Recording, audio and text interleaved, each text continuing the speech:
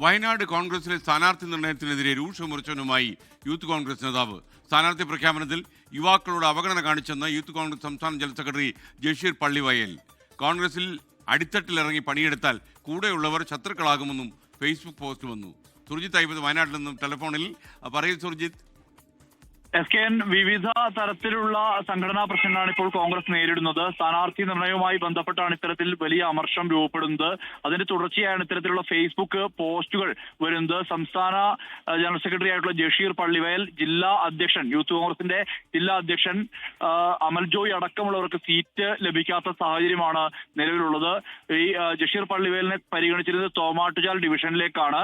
ആ ഡിവിഷനിൽ അദ്ദേഹത്തിനെ സ്ഥാനാർത്ഥിയാക്കാത്ത തരത്തിലുള്ള നീക്കമാണ് ഇപ്പോൾ ഉള്ളത്. ഇതേ തുടർന്നാണ് ഇങ്ങനെ പ്രതിഷേധം രൂപപ്പെടാനുള്ള കാരണം. അത് ആ സീറ്റ് മുസ്ലിം ലീഗിനാണ് നൽകിയിരിക്കുന്നത്.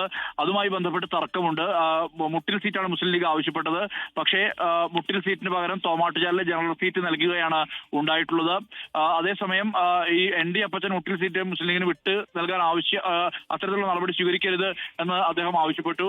ഇതുമായി ബന്ധപ്പെട്ട് തർക്കമുണ്ടായി. ആ തർക്കത്തെ തുടർന്ന് ND അപ്പച്ചൻ യോഗത്തിൽ നിന്ന് ഇറങ്ങിപ്പോകുന്ന ഒരു സാഹചര്യം കൂടി ഇന്ന് ഉടലെടുത്തിട്ടുണ്ട്. അതോടൊപ്പം തന്നെ അമൽ ജോയിയെ സംബന്ധിച്ചിടത്തോളം ഇവിടുത്തെ നൂൽപ്പുഴ ഡിവിഷൻ കാൽ നൂറ്റാണ്ടായി ഇടതുപക്ഷത്തിന്റെ കയ്യിലായിരുന്നു. ആ ഡിവിഷനിൽ നിന്നാണ് അദ്ദേഹം കഴിഞ്ഞ തവണ ജില്ലാ പഞ്ചായത്തിലേക്ക് ജയിച്ചത്. അദ്ദേഹത്തെ പരിഗണിച്ചില്ല. ഇവരെല്ലാം തന്നെ സമരങ്ങളിലെല്ലാം സജീവ സാന്നിധ്യമായിരുന്നു.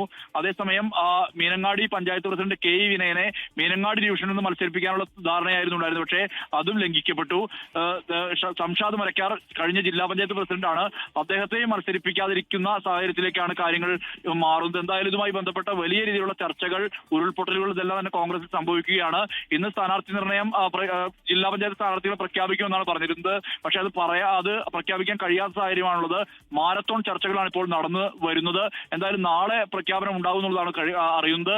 അതേസമയം എങ്ങനെ പ്രഖ്യാപനം ഉണ്ടാകുന്ന ഘട്ടത്തിൽ വലിയ പൊട്ടിത്തെറിയിലേക്ക് കോൺഗ്രസ് പോകാനുള്ള സാധ്യതയും തള്ളിക്കളയാൻ കഴിയില്ല.